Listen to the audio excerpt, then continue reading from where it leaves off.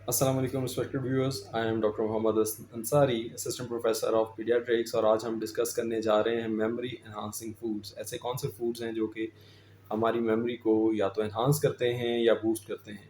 कौन सी ऐसी डाइट्स हैं, कौन सी ऐसी चीज़ें हैं जिससे हमारी मेमोरी की हेल्थ, मेमोरी हेल्थ यानी ब्रेन हेल्थ को बेहतर बन करने में जो हमारी मदद करती हैं। बहुत सारे पेरेंट्स आते हैं हमारे पास जी, बच्चे को स्कूल का काम याद नहीं रहता, बच्चा जो है वो पुअर है इन रिमेंबरिंग थिंग्स, और स्कूल में ग्रेड्स जो हैं वो अच्छे नहीं आते। इसमें बहुत सारी बच्चों में तो वजूहत जो आमतौर पे होती हैं वो ये होती है कि खून की कमी है बच्चे में कैल्शियम विटामिन डी की कमी है, या बच्चे में एलर्जी है जिसकी वजह से बच्चे को ऑब्स्ट्रक्टिव स्लीप एपनिया रात को हो रहा होता है, और उसकी वजह से उसकी नाइट स्लीप डिस्टर्ब रहती है, तो डे में वो कंसंट्रेट नहीं कर पाता। जब कंसंट्रेट नहीं कर पाता तो डेफिनेटली उसको ग्रैस्प नहीं होता, वो चीज़ों को अच्छी तरह से होल्ड नहीं करता, मेमोरी उसकी बिल्ड नहीं होती, और फिर उसके वजह से रिकॉल जितना याद करेगा उतना रिकॉल कर सकेगा बच्चा।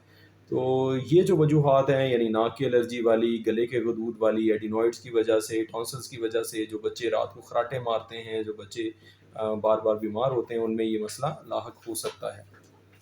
फिर कुछ बच्चों में नमकियात की, कुछ बच्चों में मिनरल्स की और विटामिन्स की डेफिशिएंसी होती है, जिसकी वजह से मेमोरी जो है पुअर हो जाती है।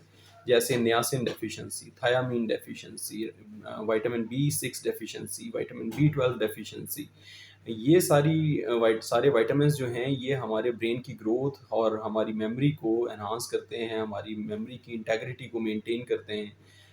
फिर ओमेगा 3 फैटी एसिड्स, इनकी कमी से हमारी जो है वो ब्रेन की डेवलपमेंट सही नहीं होती, क्योंकि ब्रेन का major portion about 15 to 30% of the portion is consistent of fatty acids, और उसमें ओमेगा 3 फैटी एसिड्स जो हैं वो बहुत बड़ा जंक बनाते हैं।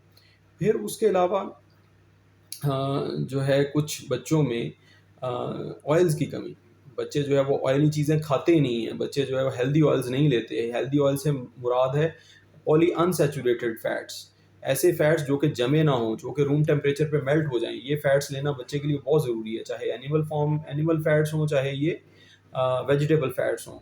ऑलिव ऑयल हो गया, बादाम रोगन हो गया, इसी तरह से फ्लैक्स सीड ऑयल हो गया, इसी तरह से कलौंजी का ऑयल हो गया, इवन शिया सीड्स का इस्तेमाल। शिया सीड्स में ओमेगा 3 फैटी एसिड्स होते हैं, तो ये इवन वेजिटेबल ऑयल्स जो हैं वो बहुत ज़्यादा फ़ायदा करते हैं, हमारी मेमोरी को एनहांस करते हैं।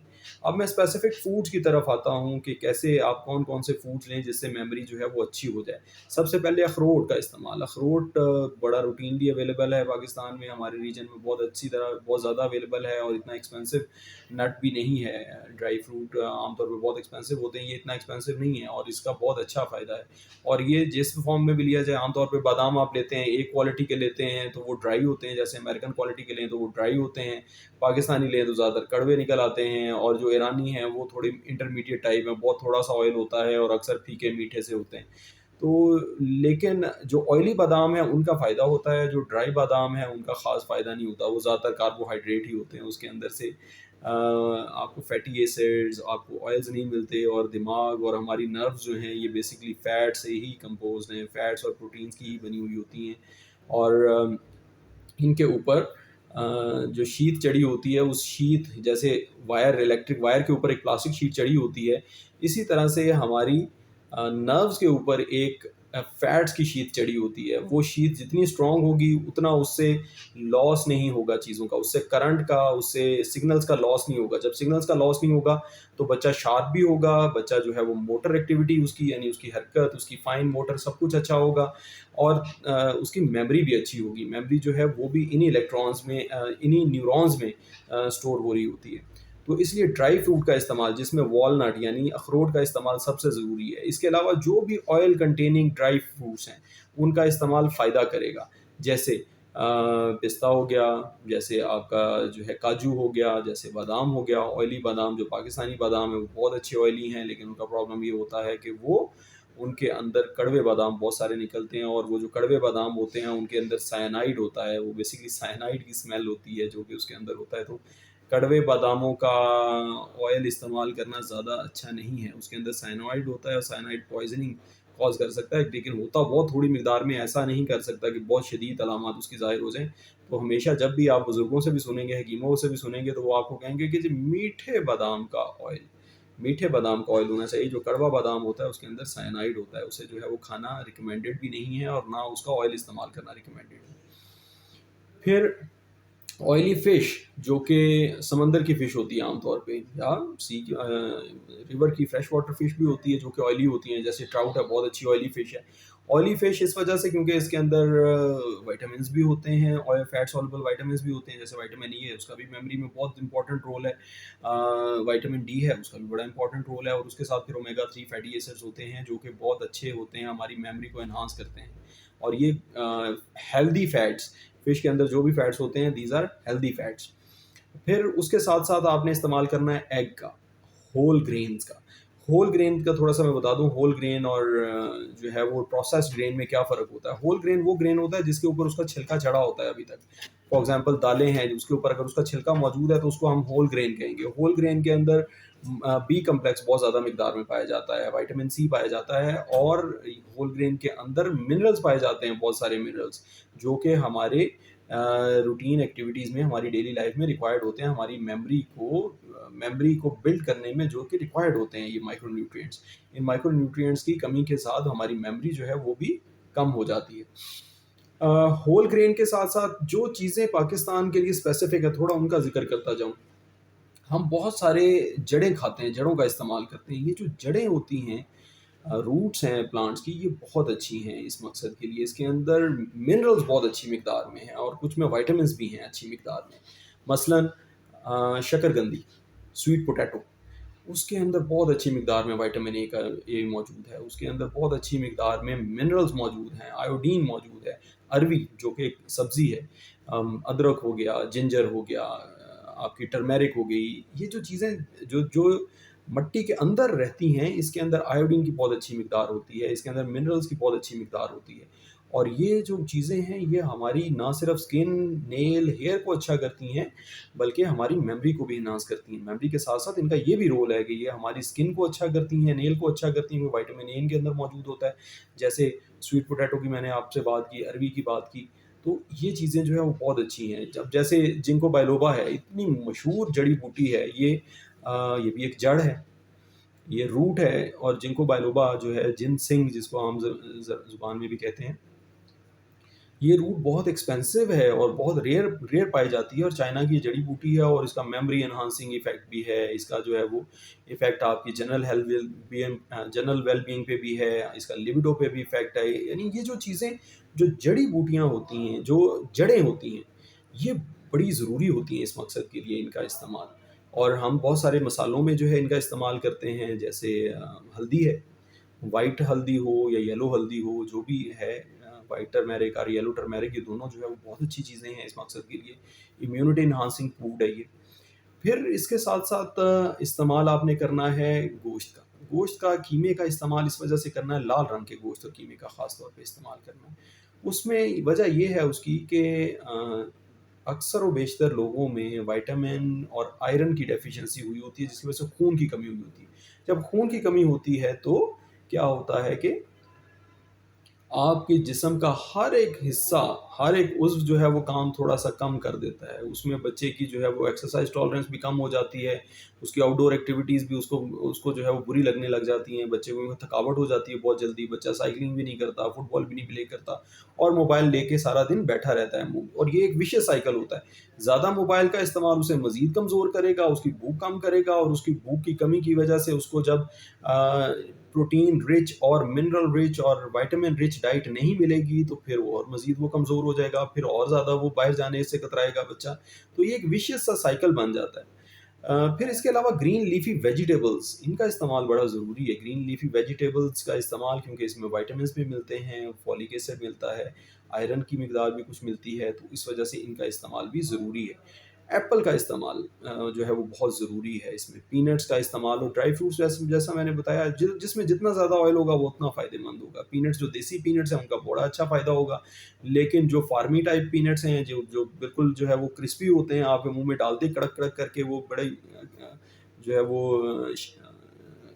है वो ईज़िली जो है वो च्यूएबल होते हैं, उनका इतना अच्छा फ़ायदा नहीं होगा। अगर टेस्टी आपको वो ज़्यादा लगेंगे, जो लोकल पीनट्स हैं शायद वो आपको इतने टेस्टी ना लगें। लेकिन जो लोकल पीनट्स हैं जो कि ऑयली हैं, जो कि उतने क्रिस्पी नहीं होते, उतने ज़्यादा क्रंची नहीं होते, वो ज़्यादा फ़ायदेमंद हैं।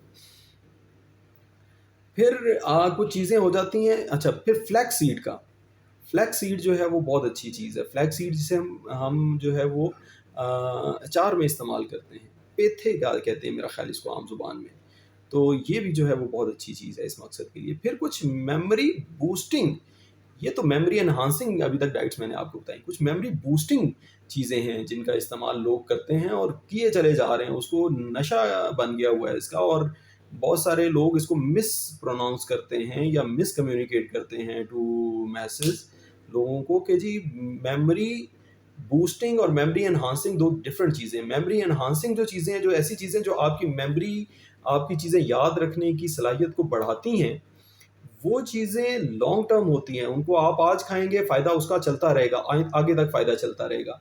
लेकिन जो मेमोरी बूस्टिंग चीज़ें हैं, ये सारी तकरीबन नशे हैं, जिनसे आपकी मेमोरी उसी वक़्त शार्प हो जाती है, आप एक्टिव हो जाते हैं। लेकिन 6 घंटे, 8 घंटे, 10 घंटे आप एक्टिव रहते हैं, उसके बाद फिर आपको दोबारा क्रेविंग होना शुरू हो जाती है कि यार मैं दोबारा लूँ, मैं थोड़ा डल फ़ील कर रहा हूँ।